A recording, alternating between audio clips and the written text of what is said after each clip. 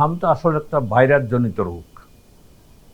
এই ভাইরাসজনিত রোগটা আমাদের দেশে ভাইরাসজনিত যে সমস্ত রোগ হয় মোটামুটি একই ধরনের।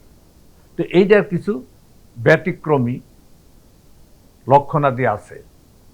এই হামটা বয়সভেদেও পার্থক্য হয়। হামের বয়সটা সাধারণত আমাদের দেশে বলা হয় 9 থেকে 5 বছর পর্যন্ত। ওদের স্বপ্ন পূরণে পাশে থাকতে পেরে আমরা গর্বিত।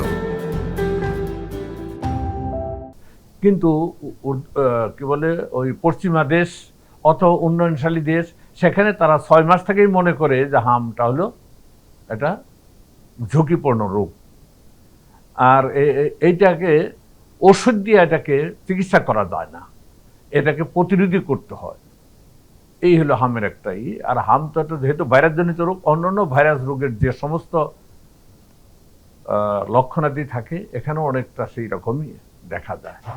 আর এই হাম বর্তমানে যেহেতু অনেক দিন পরে আমাদের হামের প্রাদুর্ভাব আমাদের দেশে বৃদ্ধি পেয়েছে, সেই জন্য হামের মৃত্যু হারও আসছে, যার জন্য জনগণ বিশেষ করে মাতৃকুল অত্যন্ত আতঙ্কগ্রস্ত এবং ভীত সন্ত্রস্ত।